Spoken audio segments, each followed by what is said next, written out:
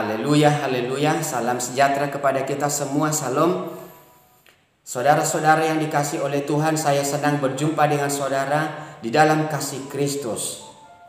Hari ini saya akan sampaikan firman Tuhan kepada saudara untuk memberkati saudara semuanya.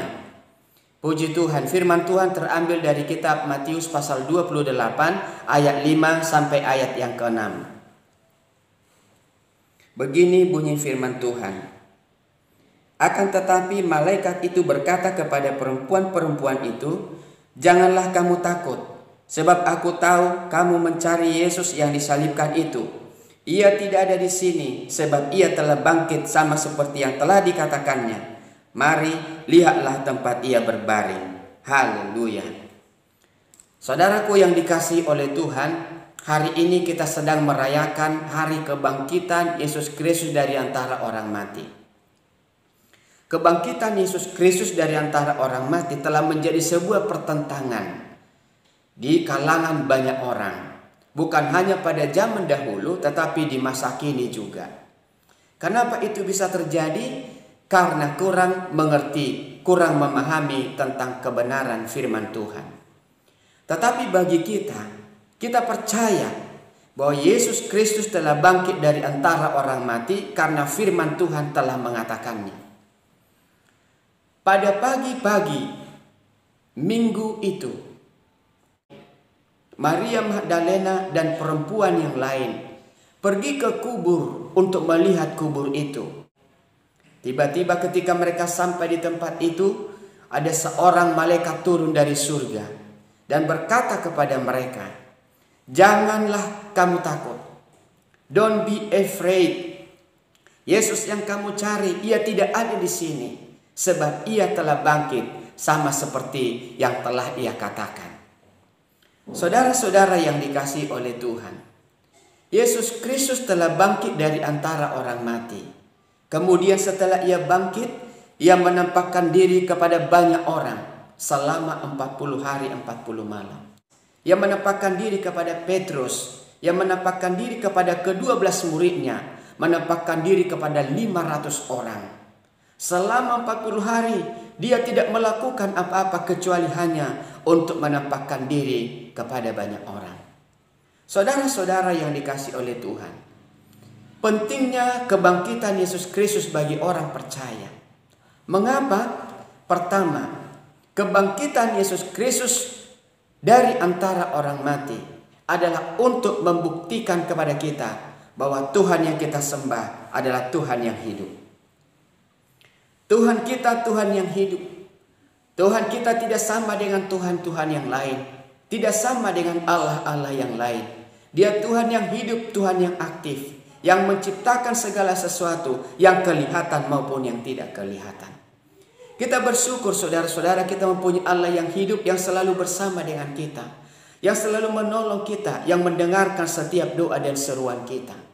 Karena itu kita tidak perlu takut, karena Tuhan selalu bersama-sama dengan kita. Haleluya. Yang kedua, untuk membuktikan kepada kita bahwa apa yang dikatakannya adalah ya dan amin. Matius pasal 20 ayat yang ke-19. Matius pasal 20 ayat yang ke-19.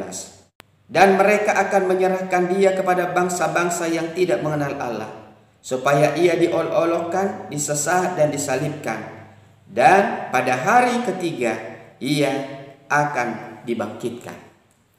Saudaraku yang dikasihi oleh Tuhan, sebelum Yesus pergi ke Yerusalem, ia memanggil murid-muridnya dan berkata kepada mereka, Anak manusia, yaitu Yesus Kristus, akan diserahkan kepada imam-imam, akan diserahkan kepada ahli-ahli Taurat, dan ia dijatuhi hukuman mati.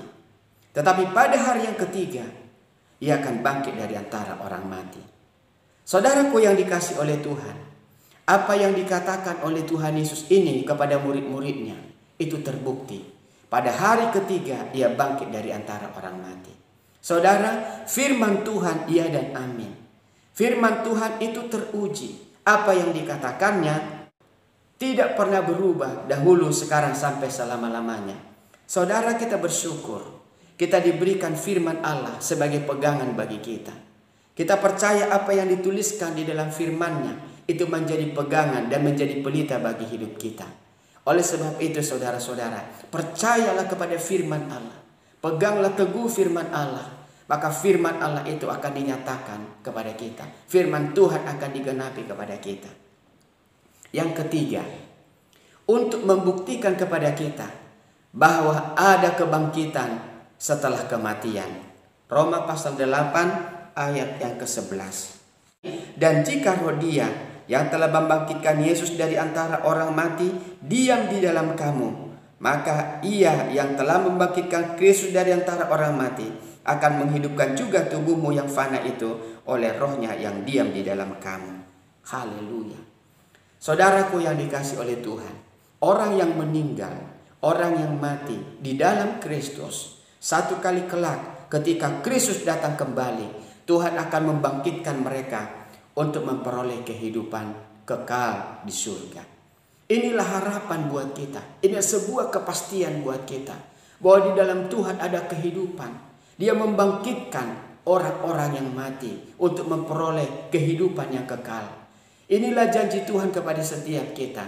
Setiap orang yang percaya kepadanya tidak binasa, melainkan beroleh hidup yang kekal. Haleluya. Yang keempat, untuk membuktikan kepada kita bahwa di dalam Yesus Kristus ada kemenangan sejati. Tuhan sudah bangkit dari kematian. Ia mengalahkan maut. Ia mengalahkan kematian. Ia mengalahkan iblis. Di dalam Dia ada kemenangan. Saudaraku yang terkasih dalam Tuhan, bagi saudara dan saya yang selalu tetap di dalam Tuhan, Tuhan memberikan jaminan kemenangan buat kita semuanya.